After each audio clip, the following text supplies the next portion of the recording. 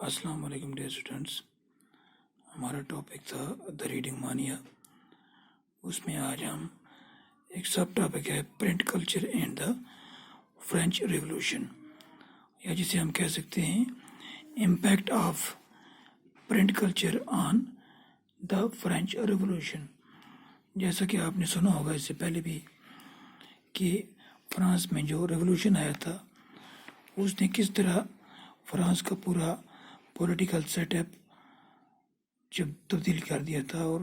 نہ صرف فرانس بلکہ پورا یورپ اور پھر امریکہ بھی اس سے متاثر ہوئے بغیر نہیں رہ سکا. تو اس میں بہت سارے ایسے ہسٹورینز ہیں جو یہ کہتے ہیں کہ پرنٹ کلچر نے ہی ایسے حالات پیدا کیے جس کی وجہ سے فرینچ ریولوشن ہوا. تو اس بارے میں ہم ڈسکس کریں گے. تو اس تھیوری کے متعلق 3 قسم کی آرگیومنٹس پٹ فارورڈ کی گئی ہیں. نمبر 1 جو ہے وہ یہ ہے کہ پرنٹ کی وجہ سے یا مطلب بہت بڑے پیمانے پر جو پرنٹنگ ہوئی بکس کی، اس کی وجہ سے جو انلائٹنمنٹ تھنکرز تھے انہوں نے اپنی رائٹنگ سے، اپنے وہ جو ان کی کتابیں ہیں ان سے اس وقت کے جو ٹریڈیشنز تھے یا سپرسٹیشنز تھے لوگوں میں، ان کو اپنی رائٹنگ سے دور کیا. اور انہوں نے اس چیز کے لیے لوگوں کی توجہ دلائی کہ وہ ریزن کو ترجیح دیں بنسبت کسٹم کے. جو رواج ہیں جن میں لوگ جو ہے صدیوں سے جن پر چلتے آ رہے تھے، کچھ ایسی چیزیں تھیں جن کو عقل جو ہے وہ نہیں مانتی تھی، اور لوگ پھر بالکل ان رواجوں پر، ان رسوم پر چلے جا رہے تھے. یہ جو انلائٹنمنٹ تھنکرز تھے جنہوں نے بڑی بڑی کتابیں لکھی، انہوں نے لوگوں کو اس بات پہ زور دیا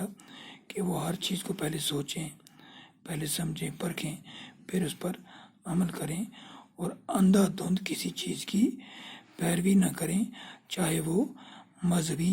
کیوں نہ ہو. اور انہوں نے خاص کر جو چرچ تھی اس کی اتھارٹی کو چیلنج کیا اور اس کو اٹیک کیا، اور اس کا جو اسٹیٹ پر حکومت پر یا ریاست پر جو ان کا وہ تسلط تھا اس کو ختم کرنے کی کوشش کی. اور خاص کر اس وقت جو بڑے تھنکرز تھے وولٹائر اور روسیو، ان کی جو کتابیں تھیں، ان کی جو رائٹنگز تھیں وہ بہت زیادہ پڑھی جاتی تھیں. اور جو لوگ وہ کتابیں پڑھتے تھے پھر وہ نئے طریقے سے سوچنا شروع کرتے تھے، اور وہ ان تمام چیزوں پر، توہمات پر یا کسٹمز پر جو ہے یا ان پر وہ تنقید کرتے تھے، ان پر سوالات کرتے تھے. اور دوسرا جو ریزن ہے وہ یہ ہے کہ پرنٹ کی وجہ سے ایک نیا کلچر وجود میں آیا، ڈائلاگ اور ڈیبیٹ کا. جتنی بھی ویلیوز یا نارمز تھی وہ پبلکلی وہ ڈسکس کی جاتی تھی، اور لوگ ریزن کے پاور سے اویئر ہونا شروع ہوئے، اور انہوں نے جو ایگزسٹنگ وہاں بلیفز تھے یا آئیڈیاز تھے یا کسٹمز تھے ان کو کوسچن کیا، ان پر سوالات اٹھائے، ان کی ضرورت پر سوالات اٹھائے. تو اس طرح سے پبلک میں ایک نیا کلچر پیدا ہوا، ایک نئی سوچ پیدا ہوئی، اور اس سے آہستہ آہستہ جو انقلاب آیا اس کے لیے جو ہے راستے بنتے گئے. اور تیسرا ریزن یہ تھا کہ 1780s کے دوران جو لٹریچر تھا اس نے رائلٹی پر اور ان کی مورلٹی پر، جو شاہی خاندان تھا، رولرز تھے، ان پر کرٹیسائز کیا، اور دوران انہوں نے بہت سارے ایسے سوالات اٹھائے جو اس وقت کا جو سوشل آرڈر تھا یا جو پولیٹیکل آرڈر تھا اس پر بہت سارے سوالات اٹھائے، اور بہت سارے کارٹونز اور کاریکیچرز بنائے جاتے تھے جن میں یہ دکھایا جاتا تھا جو کہ بادشاہ جو ہے وہ اس کا صرف یہی مقصد ہے کہ وہ لوگ جو ہیں وہ آرام سے زندگی گزارتے ہیں، عیاشی کرتے ہیں، جبکہ جو عام عوام ہے، جو عام لوگ ہیں، وہ مصیبت کی زندگی گزار رہے ہیں۔ تو اس طرح کا لٹریچر جب بہت زیادہ پھیل گیا تو اس میں کیا ہوا، اس لٹریچر کی وجہ سے جو بادشاہ تھی، مونارکی تھی، اس کے خلاف لوگوں کے جذبات بھڑکنے لگے، اور پھر یہ جو آرگیومنٹس تھیں، یہ اس میں کوئی شک نہیں ہے کہ ان کی وجہ سے یہ جو پرنٹ میڈیا تھا اس کی وجہ سے یہ جو خیالات تھے لوگوں تک پھیلتے رہے۔ لیکن ہمیں یہ بھی دھیان رکھنا چاہیے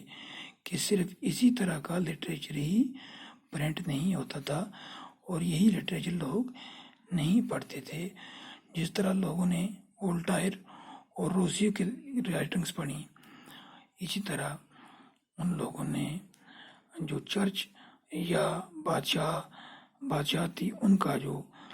پروپیگنڈا ہوتا تھا وہ بھی پڑھتے تھے۔ وہ ہر ایک چیز سے ڈائریکٹلی اس کے انفلوئنس میں نہیں آتے تھے، وہ کچھ آئیڈیاز ایکسیپٹ کرتے تھے اور کچھ کو ریجیکٹ کر دیتے تھے، اور لوگ جو تھے وہ اپنے یعنی ان میں ایسی سوچ بوجھ اور سمجھ پیدا ہوئی تھی کہ وہ ہر ایک رائٹنگز کو اندھا دھند پیروی نہیں کرتے تھے، بلکہ وہ چیزوں کو اپنے ذہن کے مطابق انٹرپریٹ کرتے تھے، ان کو سمجھتے تھے، اور پھر جو چیز انہیں اچھی لگتی تھی اسے وہ ایکسیپٹ کرتے تھے۔ تو اس طرح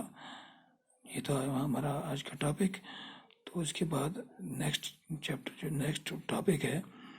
دا 19th سینچری، وہ ہم انشاءاللہ کل اسٹڈی کریں گے۔